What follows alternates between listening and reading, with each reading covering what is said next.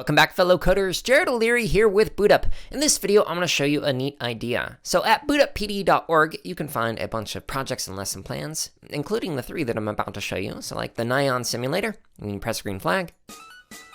Makes it so that the cat follows your mouse. And if you click and hold, you can make it so that it draws out some rainbows, okay?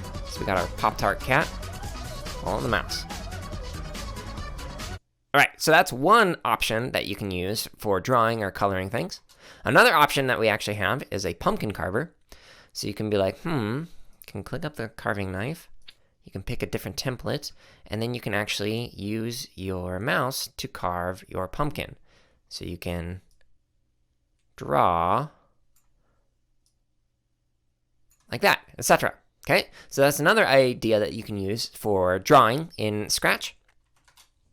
Another one that we have is street art. So when you press the green flag, it makes it so that you can actually spray paint and create some artwork with spray paint. So you can make all sorts of really neat stuff with a project like this. But I want to show you a neat idea that's kind of like these other projects that's available in the description below, but is different. All right, so the project that I want to show you is titled Holiday Art Editor by Phase9. And apologies if I mispronounced your name. So this one's pretty cool. You can draw just like previously, but you can actually change the color while you're drawing, or you can change the shade. Okay, that's pretty cool. There is an erase option, so I'm going to make my eraser big. Whoop. Or if I wanted to, I can make it small and just erase a little bit. But there's also a stamp option, so I can actually choose a different object to stamp with, like this. Cool. Okay, so it's holiday, so it might be like snowing outside. But I can also make a candy cane. So if I click on this one, then I can draw with candy canes, which is pretty neat.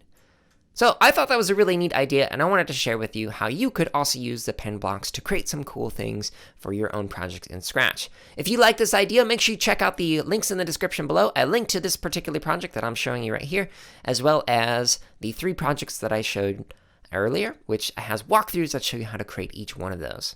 If you have a neat idea for how to use pen blocks in Scratch, make sure you comment below your neat idea. Thank you so much for watching this video. Let us know something that you learned or created in the comments below.